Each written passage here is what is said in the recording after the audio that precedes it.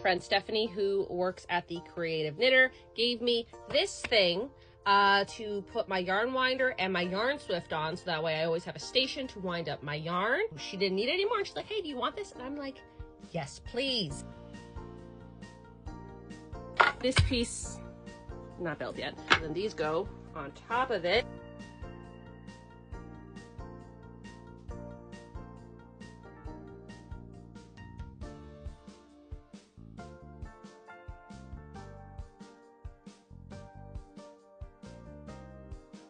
Built, but I think I want this to go up a little bit more. This is a yarn swift. You can get them at Michael's. Fairly cheap. I think this was like 40 bucks plus a coupon. You use that coupon, it goes lower. Pop that on and tighten that. Other thing I need is this here. This is from Estelle Yarns. I love their yarn. The yarn winder. Now I do have one.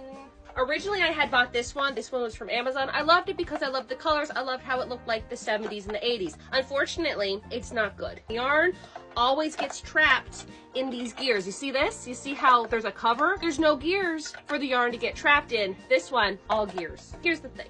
You want to spend the money and get a good one. Okay, the cheap one, not fun. Slide this onto here. Oh, I'll just move it. I'm like, oh, I actually like winding it with my right hand. I gotta take everything off. I'll just flip it around. This here is called a hank of yarn, and you have to undo it. This goes over here. There we go. Okay, this goes here. This little doodad goes up.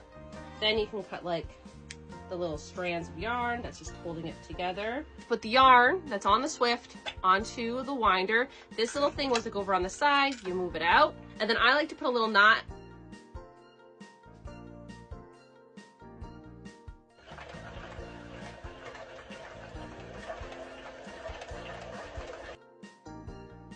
Here is the little yarn cake, and from this you can crochet and knit from, whereas when it was the other way, it'd be a little bit more difficult. So that's the process of setting this up and winding some yarn.